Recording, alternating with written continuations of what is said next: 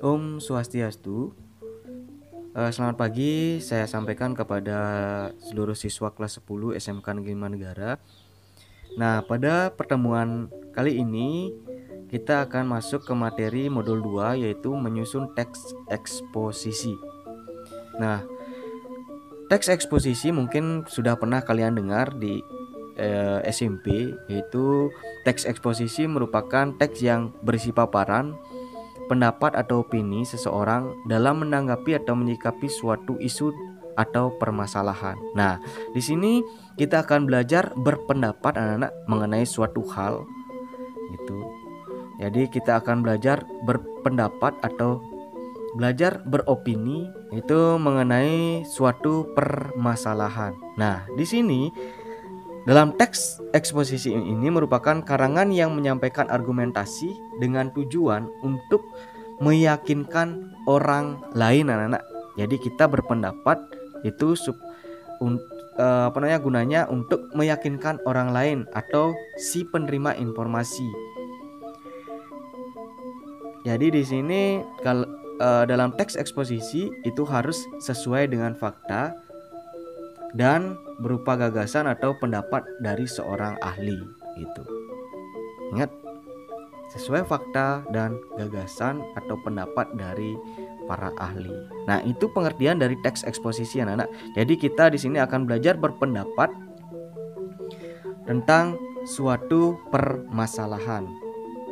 Nah, apalagi sekarang di zaman media sosial gitu. Itu banyak sekali kita melihat postingan-postingan seseorang, kita belajar berpendapat, mengomentari postingan seseorang itu harus tidak menimbulkan hal-hal yang negatif, anak-anak gitu. Makanya kita akan belajar berpendapat gitu, atau menyikapi suatu isu atau permasalahan dengan cara menggunakan teks eksposisi, anak-anak gitu. Seperti itu. Baik anak-anak, jadi kita masuk ke ciri-ciri teks eksposisi. Yang pertama itu adalah gaya informasi yang mengajak atau membujuk, anak-anak. Di sini maksudnya adalah persuasif, mengajak atau membujuk. Yang kedua itu ada penyampaian teks eksposisi secara lugas dan menggunakan bahasa yang baku. Nah, di sini agar si penerima atau si pembaca itu mudah mengerti maksud dari teks eksposisi yang dibuat. Yang ketiga, menjelaskan informasi-informasi pengetahuan. Nah, di sini tujuannya adalah orang yang tidak tahu itu menjadi tahu. Makanya kita memberikan dalam bentuk informasi-informasi berupa pengetahuan pada si pembaca. Yang keempat, tidak memihak berarti tidak memaksakan kemauan penulis terhadap pembacanya.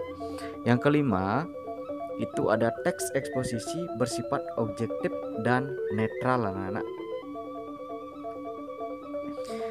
Yang keenam, itu adalah penjelasannya disertai data-data yang akurat. Nah, nanti dalam teks eksposisi itu ingat harus disertai dengan data-data yang akurat. Makanya harus sesuai fakta berupa gagasan atau pendapat dari para ahli itu. Ya. Nah, selanjutnya yang 7 atau yang terakhir itu fakta digunakan sebagai alat untuk konkretisasi dan kontribusi. Nah, maksudnya di sini adalah sebagai bukti nanti bahwa data-data yang didapatkan itu memang benar ada dan berwujud, anak-anak gitu. Ya, itu adalah ciri-ciri dari teks eksposisi. Selanjutnya yaitu jenis-jenis teks eksposisi. Nah, yang pertama itu ada teks eksposisi ilustrasi, anak-anak. Teks eksposisi ilustrasi itu digunakan untuk memberikan gambaran lain suatu keadaan atau peristiwa kepada pembaca. Nah, dengan kata lain, pembaca memiliki wawasan yang luas tentang keadaan. Ciri-ciri kebahasaan yang ada dalam teks eksposisi ilustrasi ini adalah penggunaan kata seperti, sebagaimana, bagaikan, dan tidak, berbeda dengan. Itu anak-anak teks eksposisi ilustrasi. Jadi kita mengilustrasikan sebuah kalimat anak-anak. Contohnya dalam teks eksposisi yang kalian buat itu contohnya ada kita menggunakan ciri kebahasaan seperti, contohnya ya anak-anak. Jika kita belajar tanpa menggunakan buku, seperti orang tidak bisa melihat atau buta berjalan mencari sesuatu yang diinginkan. Itu ada kata atau ciri kebahasaan di sana ada seperti anak-anak. Jadi kita mengilustrasikan bahwa kalau kita membaca kalau kita belajar tanpa buku itu seperti orang yang tidak bisa melihat atau buta itu berjalan mencari sesuatu yang diinginkan gitu. Itu akan sulit anak-anak, seperti itu. Itu adalah contoh teks eksposisi ilustrasi gitu. Terus yang kedua itu ada teks eksposisi berita. Teks eksposisi berita berisi pemberitaan tentang suatu peristiwa anak-anak.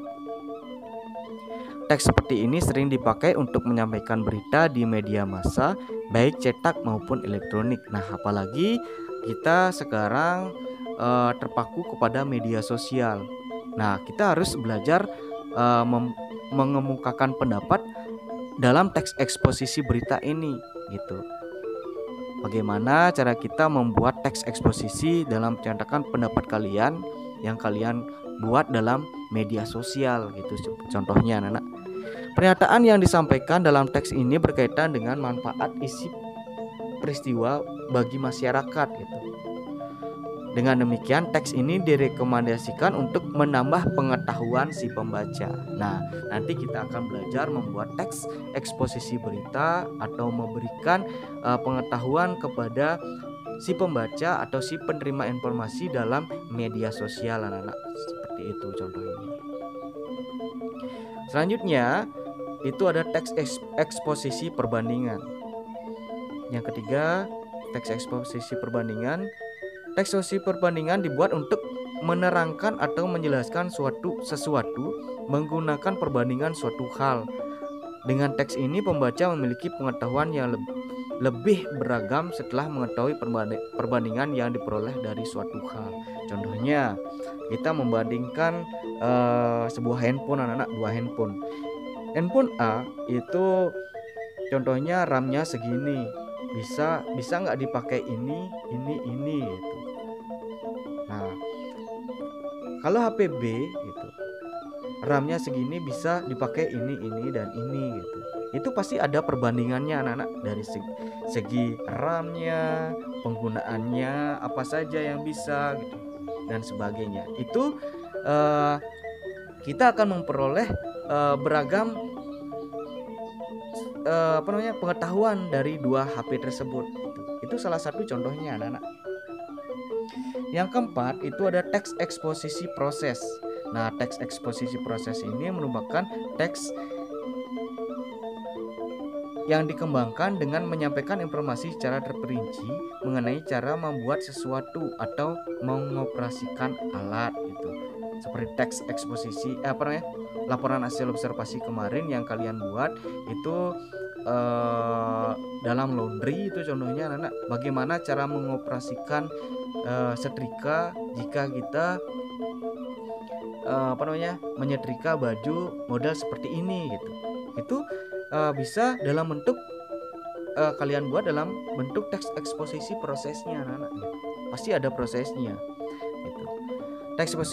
Teks eksposisi ini sering ditemukan dalam buku-buku petunjuk pembuatan barang, penggunaan alat itu anak-anak, atau cara-cara tertentu.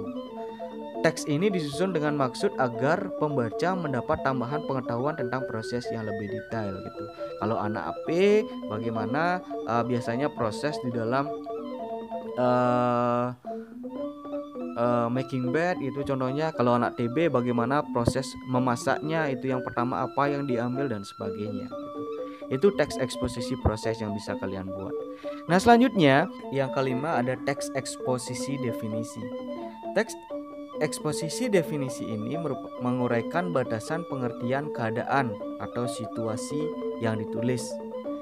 Uraian dalam teks ini disusun agar terdapat pengertian yang jelas tentang suatu keadaan. Dengan demikian, pembaca mendapatkan kepastian tentang suatu pengertian atau definisi.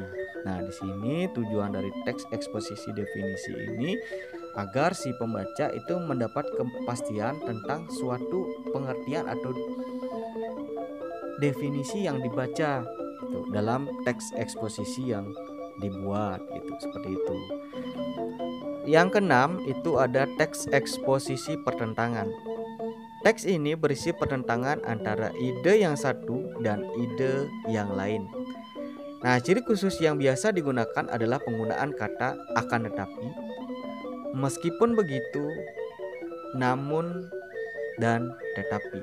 Nah, contohnya anak-anak, saya ambil contoh kata akan tetapi. Contohnya, saat musim pandemi COVID-19 ini, kita tidak bisa belajar tatap muka. Akan tetapi, kita bisa belajar daring atau online dari rumah. Itu bertentangan dengan belajar secara tatap muka dan belajar dari rumah. Itu contohnya anak-anak. Nah, selanjutnya yang ketujuh atau yang terakhir itu ada teks eksposisi analisis. Teks eksposisi ini menjelaskan proses menguraikan suatu masalah menjadi beberapa bagian. Uraian yang dikemukakan dalam teks ini dimaksudkan untuk memberikan penjelasan yang detail kepada pembaca tentang suatu proses. Jadi di sini dalam teks eksposisi analisis ini menguraikan suatu masalah menjadi beberapa bagian. Itu tujuannya untuk memberikan penjelasan secara detail kepada pembaca tentang suatu proses dalam teks eksposisi analisis. Seperti itu anak-anak. Udah. Nah, anak-anak sekalian, jadi itu saja materi awal dalam teks eksposisi, yaitu pengertian teks eksposisi, ciri-ciri teks eksposisi, dan jenis-jenis teks eksposisi. Nah, untuk pertemuan berikutnya itu ada struktur teks eksposisi dan kebahasaannya. Nah, sekian pertemuan pertama dalam teks eksposisi. Sampai jumpa di pertemuan berikutnya. Om Santi Santi Santi Om.